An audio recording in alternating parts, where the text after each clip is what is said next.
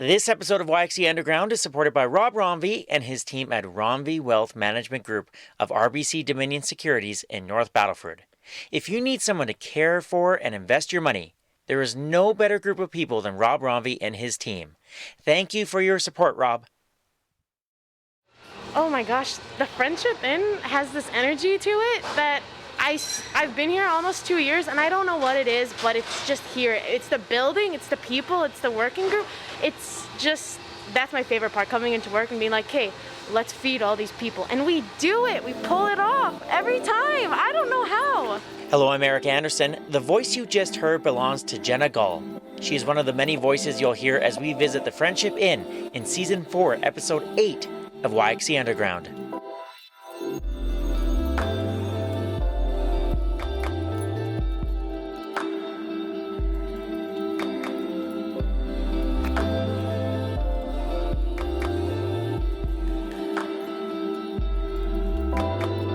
Knowing where your next hot meal is coming from is a luxury most of us take for granted, but there are people in our community from all backgrounds who struggle to find their next breakfast or lunch.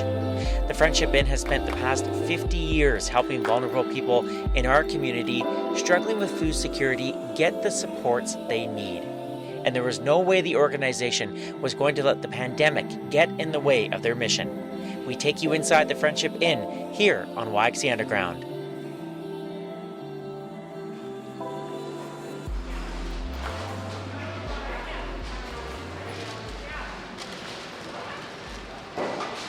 It's a few minutes after 8 o'clock on a sunny Thursday morning in late March, and the dining hall of the Friendship Inn is busy. People who are lined up outside the building are let in and find a table to sit down at. Within seconds, a staff member or volunteer arrives at the table holding a tray full of food.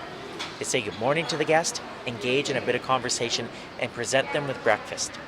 On this morning, it's a hash brown casserole with a side of fruit, along with coffee, tea, or water. The meal is free. This scene plays out every morning from 8 to 9:30 and again from 11:30 to 1:30 every day for lunch, 365 days a year. The Friendship Inn is playing a vital role in tackling the challenge of food security in Saskatoon and is doing so with compassion and kindness. They want medium to well, right? Yeah, that looks pretty good though. And a lot of creativity. It's done, I couldn't be too hard. No, it's good. Welcome to the Friendship Inn's kitchen. One of the many unique aspects of the Friendship Inn is how it receives its food.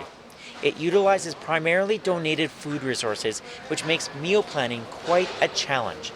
Luckily, they have a chef, like 21-year-old Jenna Gull. Okay, right now we're getting ready for chicken stir fry.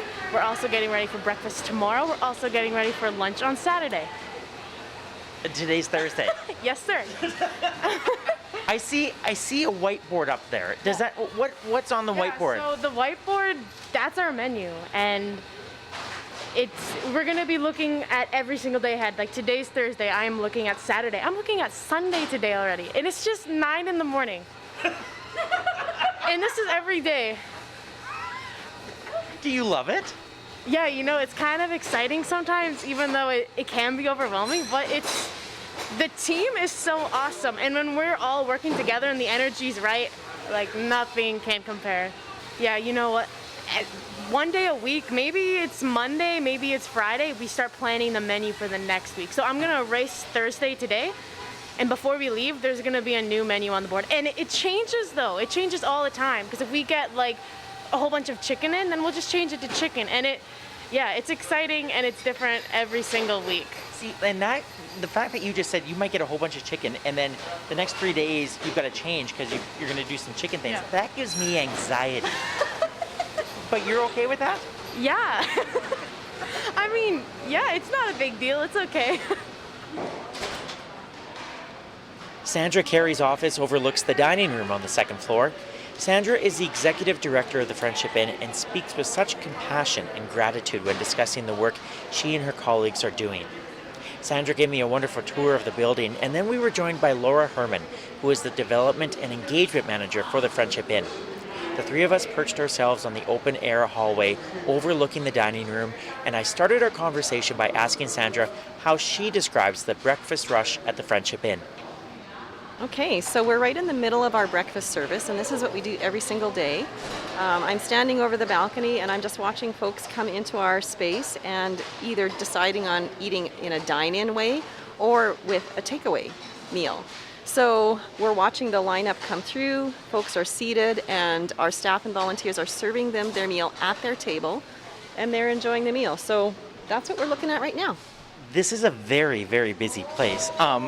Sandra, can you describe a little bit, like, just because like the layout is so interesting, but it relates to maybe what the challenges of the last couple of years. Yeah, so what you're looking at now is many pivotings and reformulations with COVID. This is a bit of an innovative dining room for us right now. Before COVID, we would have about 120 people in the dining room at any given moment, getting their meal cafeteria style and then seated. But right now, because we've had to do distancing and we've had to do some innovative things, individuals are coming into our dining room. There's about 60 tables here.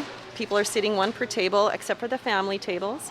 And they're getting their meal from folks that are serving them. So we really like it. It's really, there's just something really special about being served your meal. It's very dignifying. It gives everybody a chance to engage. It's a bit safer because if you're coming in by yourself and you don't know who to sit with, you can sit at a table by yourself, and that's a comfort piece. If you're coming with someone else and you want to sit together with someone, that's helpful. If you're a family, there's a space for you. You can come in as a family, not worry about where you're going to land when you come into our building. So the dining room as it is, we've innovated because of COVID, but we're going to keep some of these innovations. So, and I know, like, you just gave such a lovely tour to me, and I find it so interesting that you want to keep this, and you touched on it a little bit, Sandra. But is there one lesson, like, you've really learned, that your organization's learned in terms of this new layout that says to you, yeah, like, this is the right thing to do, we got to keep this? I think our biggest goal is to make sure that there's food security in our community.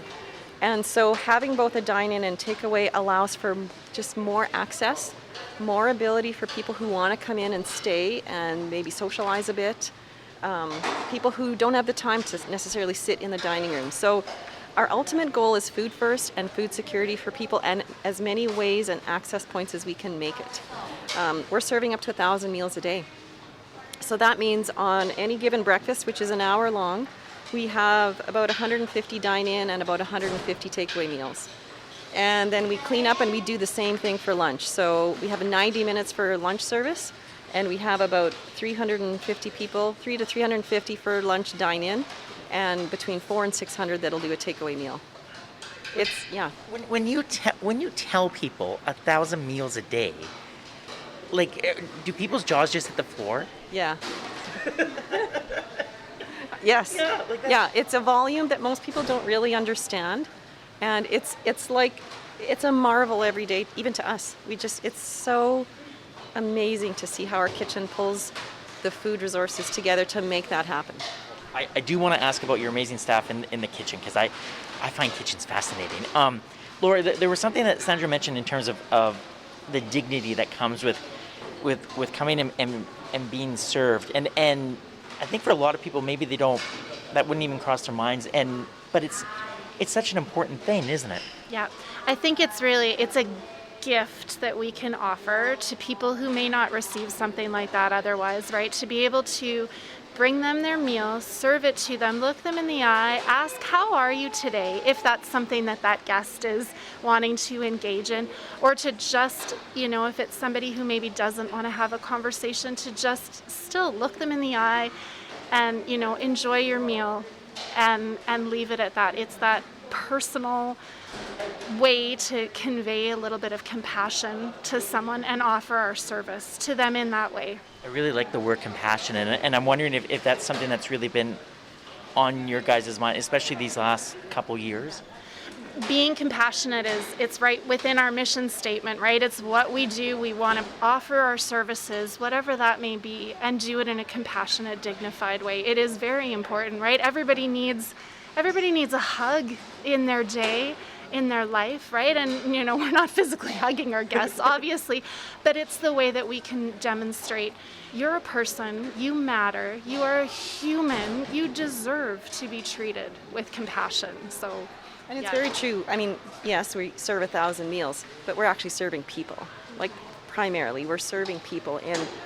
And you know, it's hard for people to understand the circumstances that some of our guests are facing from day to day. Like, what does it really mean when somebody's homeless? What struggles are they facing? And it's complex. Like, the reason that people are either hungry in our community or struggling with poverty or addictions or mental health issues or intergenerational trauma, and then compounded on top of all of that, it's, you know, we are dealing with folks that they're really struggling. And so, and we've had guests tell us, you know, we come here and even looking, like you said, looking them in the eye and smiling, we underestimate the power of that, but some of our guests would say to us, "You're the only friendly face I see in a day." Yeah. What goes through your mind when you hear that? That we don't really understand, even when we engage people, that we still have a hard time understanding and relating to how difficult a struggle is for somebody who's vulnerably housed, who has really vulnerable health issues, who's dealing with addictions. We forget that people are they live in the now. They're surviving in the now, and we just have to honor that in some ways and appreciate that and just meet people where they are, and let that be what it is. You know, I think sometimes when I first got here, I thought, oh, and this is just, you know, my very administrative brain working. It's like, well, we need to do this, and then we need to have them, you know, we can help, and we can do this and this and this and this, and there's all these outcomes and all these good things. And then I had to really just stop and go, you know, people are people, and we need to serve them in their now and in their day. And our goal is to actually make sure that they're not hungry today. People who are hungry can't make good decisions. They can't manage their day. Who can manage their day when they're hungry? So if we do that part, and we do that really well, then we at least set them up for some success today. That was a really wonderful answer, Sandra. That was really nice. And you touched on so many things. Laura, what goes through your mind when someone says this is the best place I've been all day. This is the safest I feel all day. It's just the reminder and the reinforcement of why we're doing this, right? Of how important it is for those people, right? And, you know, talking a little bit more about the success or setting people up for success, we see kiddos pop in by themselves without an adult, in the morning especially, to grab breakfast before they head out for their day. Hopefully that's headed to school, but maybe it isn't. But to be able to just, you know, look at them and, you know, have a quick little good morning, hello, how are you? Or, you know, just demonstrate that they matter and we see them. That's the important piece, right? That's the motivator. It's really easy to get up and come here every single day and just know that you're touching people's lives in that really tangible, meaningful way. Do relationships then, do they naturally form between either volunteers or your staff, yourselves, and the people that come here? Yeah, they do. And we do have folks that come, guests that come that are regulars, and we know them. We know them by name. There's lots of people that we don't know. There's no qualifying criteria or registration to come to the Friendship Inn. Anyone who comes through our doors can get a meal. No questions asked. That's just how we've always been like that for 50 years. So, but we have the capacity to get to know people. But there's a sea of faces here. So, you know, we know some, we don't know everybody. And yeah, we get to know guests. You start to hear voices, you know, we know when certain individuals are in the building, and we watch for them. Like, there are times when we go, okay, this person hasn't been here for a while.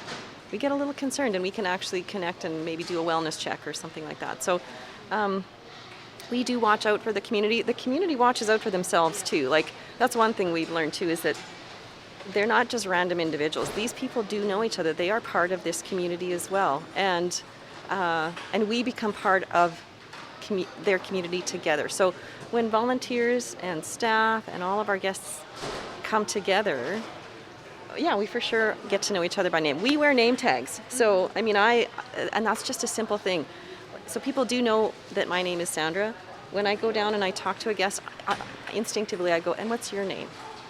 You know, and again, that's a dignifying piece. It's a really powerful piece that sometimes we forget because it's important to actually address people by their first name. Identity is such a big thing. Totally. Yeah. And so if we can offer even that one piece to say that builds community together by saying, what's your name? We want to get to know you a little bit. Some people don't want to be known, and that's okay. Yeah. You know, it's not like we're not trying to infringe on their day or bust into their lives if they don't want that, but there's just a magic to how it happens. It just flows. Yeah. We ride the wave. I'm going to ask you a really hard question, Laura. How does, like Cassandra says, there's just a magic that happens. Are there any, like, how does that magic happen? I don't know if you can describe it. Maybe it just does. The community makes it happen. I mean, we say this is a magical place, and we say it very, very regularly because out of the blue, someone will show up with a truckload of turkeys or, you know, a flatbed full of potatoes or whatever it might be. Or they'll call up and say, hey, can we book in to volunteer for the next, 7 Saturdays or something, right? Like, it's the community that makes that magic happen. We just facilitate it in a very, very small way. It is, the people and the businesses in Saskatoon and actually, outside the city as well, who have just wrapped their arms around this place and recognized how important it is, recognized the value of food security, the necessity of it, and said, we'll bring it to the table. We'll help you create that community dining table. This is our way of contributing. So that's the magic. There we go. I do want to ask about the food security part in a bit, but I'm so fascinated by the amount of community partnerships and the relationships you have with community in order to bring the food here. And I feel very lucky that you guys give a wonderful tour, and I was able to see many rooms full of lots of food. And it's it comes from so many different places. Sandra, can you give listeners sort of a sense in terms of how all that works here? Sure. So because we're serving meals, there's lots of different facets to how food resources come into our building. I would say just at a macro level that the community becomes very aware of us when there are big community meals and big holiday meals. So to begin with, if any one of us is hosting a Christmas dinner or Easter meal or a Thanksgiving turkey dinner, many of us will sit around our tables and feel grateful for what we have and then look around and go, well, who doesn't have on this special occasion? And so those are really special meals that the community becomes very mindful of us. And so individuals start to really just pour into our storehouses to make sure that we can offer those meals. Super important. Beyond that, we have a van that we send out to grocery stores, food retailers, wholesalers. There's a whole network of other agencies that support us by donating food products to us. Food products that maybe are a surplus or are close to their expiration date that need to be used right away that would otherwise be not used. They're still good, but they can't move it fast enough. So we get to reclaim some of that and cook into it right away. We just have so many other agencies in bigger scales that if there's other food that can come to us, we manage that, whether that's on-site, off-site. We have great partnerships like the food bank. So if, for instance, we're low on bread products that day, we give them a call and they're super helpful. They work at a totally different scale than we do, but we're great partners because they're there to support us. So there's lots of agencies and individuals and corporations that are helping us, sponsoring us, donating, volunteering. It's just this wonderful network and web. Wow. And then the part that really sort of blows my mind is that it's not like the food sits here for a long time. Like whatever food you receive, that's what you're going to and so we sort of talked about it it's a bit like a reality cooking show, isn't it? Yeah. I mean, I use the term Chopped Canada, and if you don't watch TV enough to know what Chopped Canada is, it's like you get your basket of goods and you have to cook into it and make something fantastic. That's us on a grand scale. So whatever we receive, we cook into, and It's not like we menu plan and then go out and purchase food. We receive food, take a look at it, and then cook into it and use it quickly so that something doesn't either expire or go bad or get wasted. So our cooks actually find it really invigorating and exciting because it's challenging, and it requires a creativity. And we get to actually, have our guests have different kind of food experiences as well, because we get some kind of shipment of something and we'll call, okay, well let's see what this can make today, and it's just actually invigorating, really. Wow. Yeah. Your cooks, yeah, they just must be.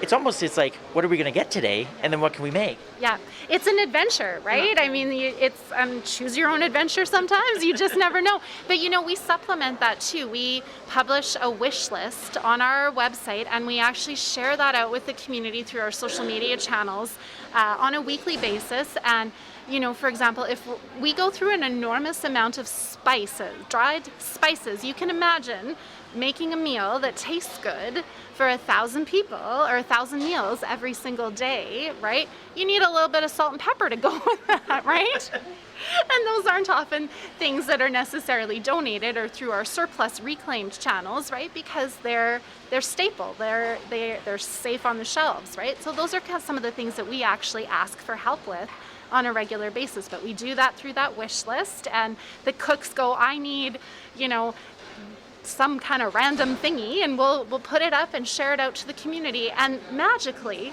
they show up at the back door.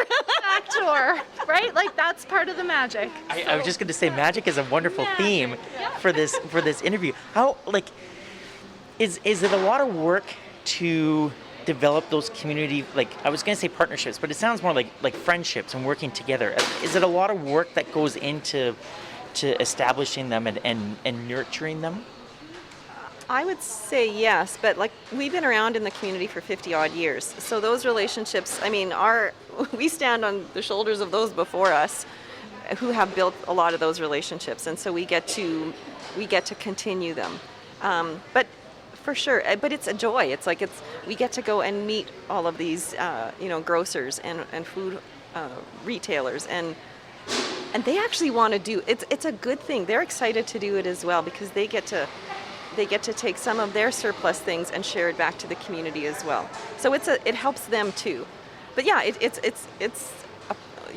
someone has that as their portfolio on their desk to make sure that we are maintaining the relationships with all of the agencies in the city to make sure that those food products are coming our way. Or is it fulfilling as an organization when you receive, magically those spices appear at the back door, but even on a larger scale, and to know that you have so many friends in the community, what does that do for an organization? I think it just bolsters our entire staff team, right? When we see the community respond to a request that we've made, no matter how big or how small, it reinforces for the whole team that it's not just us and our 30 faces or whatever that we see as a team every day. There's actually a larger group of people who cares about the work that we're doing, and they respond when we ask, and it's gratifying, right? Because that there's a larger group of people that see the necessity for what you're doing, and they want to help you succeed. They want to help you do it in the best way that they can connect to your mission. So as long as we just continue to say thank you and express our gratitude for all those people who do wrap their arms around us in whatever way that we request, how could you ask for anything more, right? Really, what else could you ask for?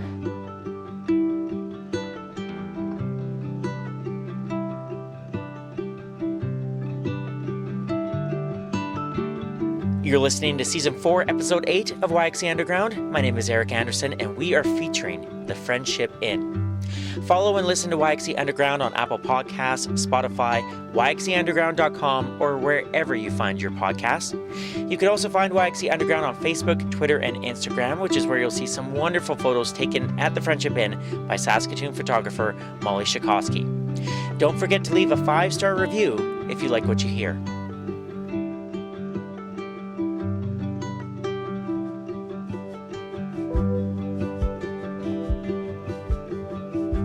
Tracy Block is one of the first people I see serving food in the dining hall.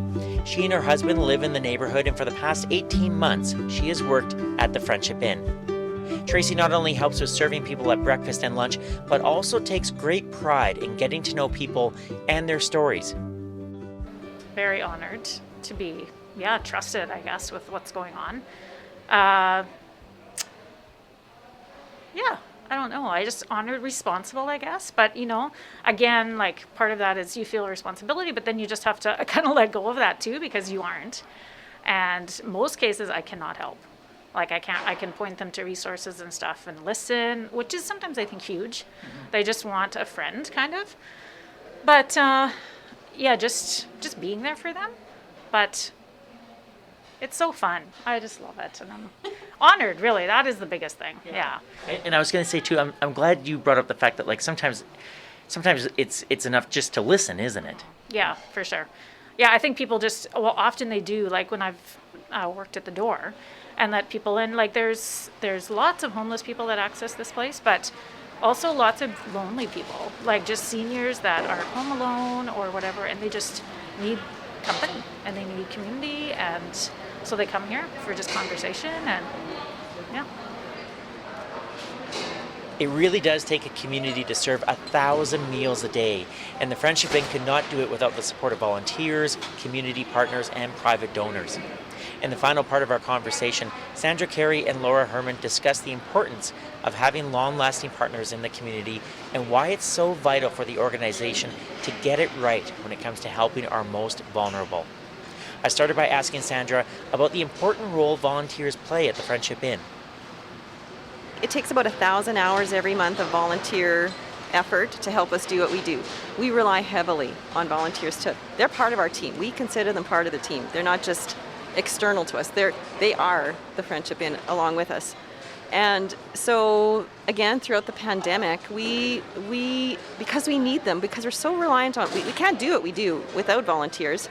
When the pandemic first started, we actually did have to close our volunteer program, and we were serving just takeaway right out the front door because that was crazy time at the beginning of the pandemic. But we had to figure out how to bring volunteers back into the program as quickly as possible in order to serve people. So after 3 months, we brought volunteers back in. We figured out a way to do it, how to keep everyone safe, how to keep everyone engaged.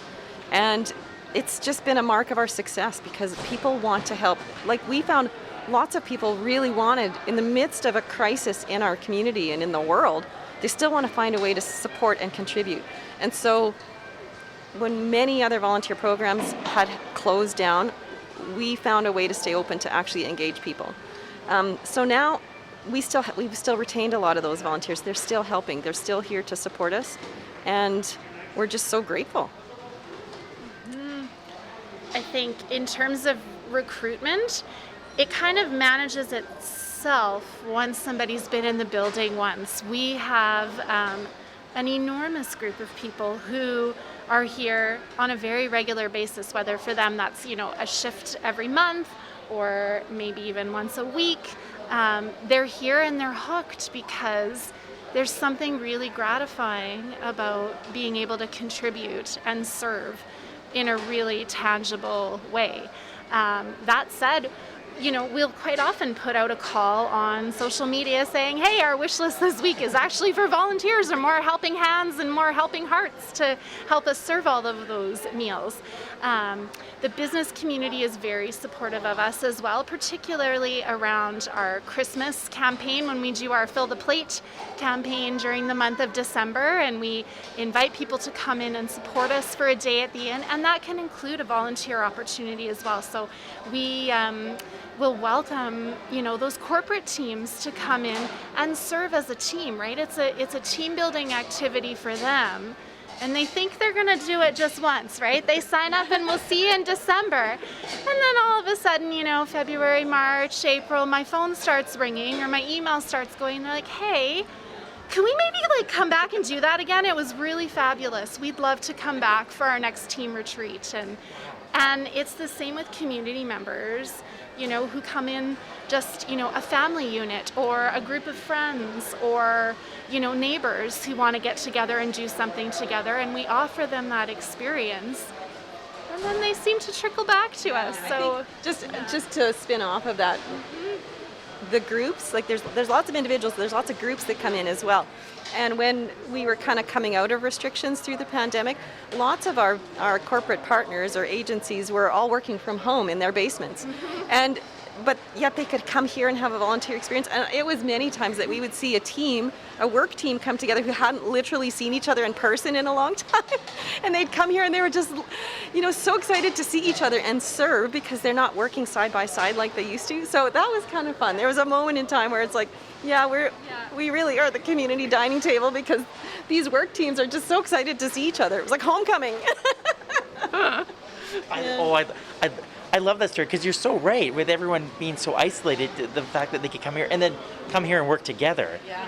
Oh, that must have been so neat to see. Yeah. it really was, right? And it just goes back to the magic, right? Like that we keep saying that word over and over again, but it really truly is the atmosphere of this place where we can lift people up and just meet them where they are and offer them that warm, nutritious meal. You both have been very generous with your time. The last thing I wanted to touch on was it was in regards to food security, because the last couple of years doing the podcast, that topic has come up again and again, and you've both touched on the importance of just how important this is, and what I'm seeing right now. How big of an issue is food security in Saskatoon right now? I think food security is a really big issue. I wouldn't say issue, it's always an ongoing concern. I think that there are agencies that have been doing food security services for a long time, and there's a bit of a continuum too. Like we're providing meals to the community. The food bank provides hampers to the community, and we're not the only ones. There's lots of other agencies that are providing, different pieces into that, whether it's an evening meal or it's other meal services. We're kind of the bigger agencies, but we're not alone. So I think the pandemic has really helped put us together, and we're collaborating more, we're working together. But food security is huge because it's such a daily need. And if people don't have their daily needs met, then our whole community feels it. And so we have to, we're kind of in the emergency response piece of things. Like we're kind of downstream of the whole continuum of people that are struggling with poverty. So the food part is really, really critical, because if you just imagine what we'd be like without food security in our community, and you had hungry people that are really struggling with either housing or income, you can't progress in your day unless you have a nutritious meal to eat. So it's kind of step one. We are so important to the community, because if we don't get it right, they can't even take further steps. Like food has to be available to the community. And I'm actually pretty proud of being in a caring community that really gets it. They really see it. They really support us. And I don't want to speak on behalf of the food bank, but I know they're doing great work to do what they're doing. And we're doing our very best to make sure that there's access to food. And to be sure, there's lots of people that are still not able to access food in a meaningful way. And we can't see and reach into every single space, but what we do, we're going to continue to do well, so that the folks that we serve at least are supported. You mentioned something about the importance of getting it right. Do you feel pressure at all, Sandra? Yeah, sure I do. I mean, we're 7 days a week. So what does happen to a community if we don't get it right? And like I said, we're not the only one. There are other agencies that will support food security, but we need to, our community relies on us. We have to, if we say we're going to do this, we have to sustainably do it. And that's important to the community. So it's not, I wouldn't say pressure, but it's the challenge. It's the challenge we take to make sure that we are open, because hunger happens every single day. Hunger doesn't happen Monday to Friday, it's every single day, right? And so we have to be here and open to the community in order to have that welcoming place. And again, I'm really proud of the fact that we didn't miss one meal in the whole pandemic. Not one. That's amazing. Yeah. Yeah. Yeah. And like Christmas Day, New Year's, all the holidays, and with all the challenges. Yeah. Yeah. And even through the pandemic, we stayed open, we remained open. We were here for the community. It's that important to us, because There needs to be a safe place for people to come and find a warm meal, period. Final question for you both. Why do you love this job so much? It's a direct line of sight into doing something meaningful and tangible every single day. There's nothing to not love about this place and being able to impact people's lives in a really fundamental way. Like, you weren't hungry today, or we were able to serve you today because this place exists, right? Like, that's really all there is to it, right? I mean, our dining room is full right now, and these people have a moment of comfort in their life, right? Our guests have a moment of comfort in their life, and that's important, right? Because we might be the only place that offers them that compassion and dignity today, and a warm meal to go with it, right? So, like, that's the nutshell. That's the essence of it. It's a direct line of sight that you have helped someone.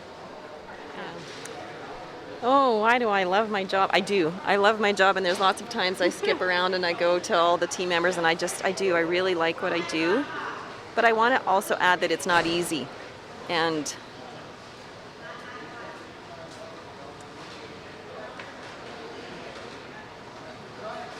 sorry.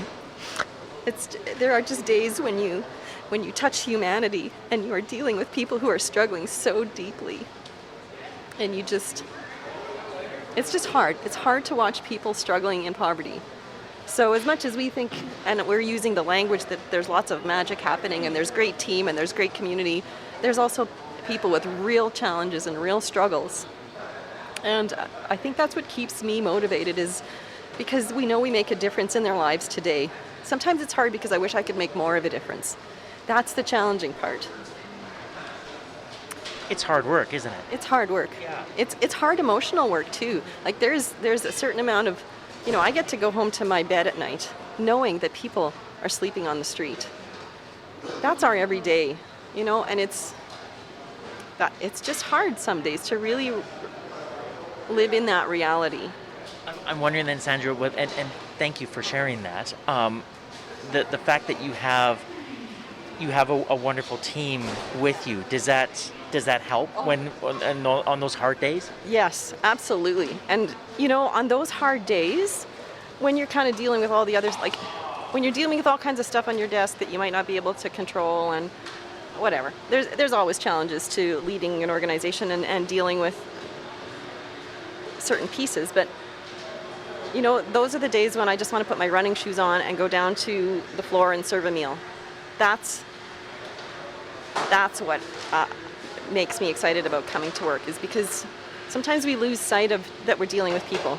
We're serving people, and yeah, it's just important to me to actually do that, to serve somebody. My boss at Sherbrooke, her name is Sue Ellen. She talks about servant leadership a lot, and I had never heard that term before working at Sherbrooke, and I really love it. I think there's purpose behind it, but I think there's a great humility behind it as well, and it's very clear from spending just like an hour with both of you that like how much you care and how much your organization cares. It's been such a privilege speaking with you both. Like, you're doing amazing work, and I feel very lucky to have spent a bit of time with you this morning. So thank you. Well, thanks for showing interest and coming and seeing us in our space and sharing it with the rest of the community. I think I just love the whole podcast capacity, right? Like, we get to tell our story and you get to experience it, and I just appreciate your willingness to come and share the story farther and wider. I've learned so much from both of you today. It's been wonderful. Laura, thank you. Thank you so much, Eric. It's our privilege to be part of your storytelling and help build this community up to be a kinder, more compassionate place. So we appreciate you being here.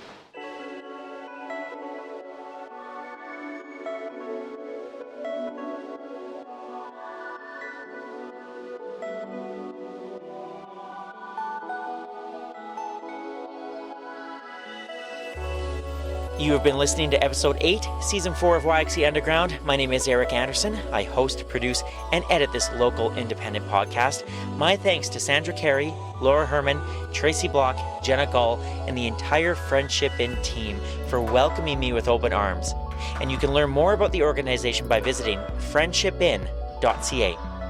You can see pictures from this episode by searching YXE Underground on Facebook, Twitter, and Instagram. And a big thank you to my friend Molly Shikoski for taking such wonderful photos. I also want to thank Saskatoon's Danger Dynamite for taking care of the YXE Underground website, and to my cousin Andrew Dixon for creating the theme music for the podcast. This episode was supported by Rob Romvey and his team at Romvey Wealth Management Group of RBC Dominion Securities in North Battleford. If you need someone to care for and invest your money, there is no better group of people than Rob Romvey and his team. Rob, thank you so much for your continued support.